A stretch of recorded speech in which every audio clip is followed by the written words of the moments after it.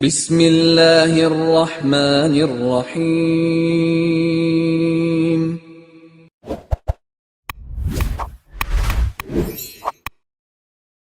السلام علیکم ورحمۃ اللہ وبرکاتہ۔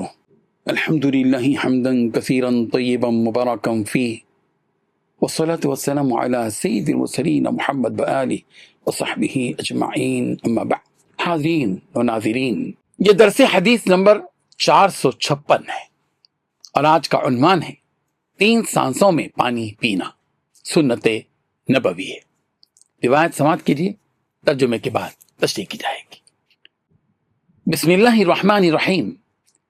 عن انس بن مالک رضی اللہ عنہ ان النبی صلی اللہ علیہ وسلم كان يتنفس في الإناء 3 اذا شرب ويقول هو امرأ واربع۔ ترجمہ یوں ہے، حضرت انس بن مالک رضی اللہ عنہ سے مروی ہے، رسول رحمت صلی اللہ علیہ وسلم جب پانی پیتے تو 3 مرتبہ سانس لیا کرتے تھے اور فرماتے تھے یہ طریقہ زیادہ خوشگوار اور خوب سیراب کرنے والا ہے۔ اللہ اکبر، اللہم صلی علی سیدنا محمد وعلی آل سیدنا محمد وبارک وسلم۔ بزرگان محترم، کیا کیا تعلیمات سرکار نے ہم سب کو دی، کتنا پیارا طریقہ پیغمبر نے سکھایا۔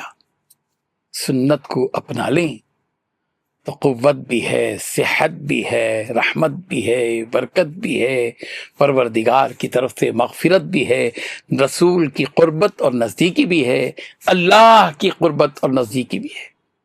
رسول رحمت صلی اللہ علیہ وسلم نے اس حدیث میں پانی پینے کا ایک معتدل اور باوقار طریقہ سکھایا ہے۔ رسول رحمت صلی اللہ علیہ وسلم ایک ہی سانس میں پورا پانی غٹ غٹ غٹ نہیں پیتے تھے، بلکہ 3 سانسوں میں آہستہ آہستہ پیغمبر پانی نوش فرماتے تھے۔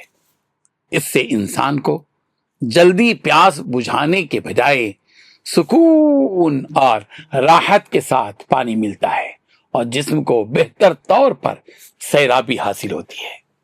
یہ نبوی طریقہ صحت کے اعتبار سے بھی نہایت مفید ہے، کیونکہ ایک ہی سانس میں زیادہ پانی پینے سے معدے اور سانس کی نالی پر بوجھ پڑتا ہے، جبکہ وقفے سے سانس لے لے کر پانی پینے سے جسم کو نقصان نہیں ہوتا، بلکہ طبیعت کو تازگی اور ذہن کو سکون حاصل ہوتا ہے۔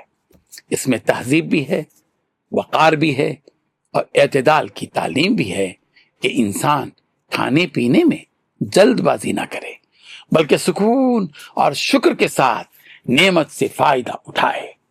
اس حدیث سے یہ بھی معلوم ہوا کہ اسلام صرف عبادات ہی نہیں بلکہ روز مرہ زندگی کے چھوٹے چھوٹے آداب بھی سکھاتا ہے، تاکہ انسان کی جسمانی اور روحانی زندگی دونوں درست ہوں اور متوازن رہیں۔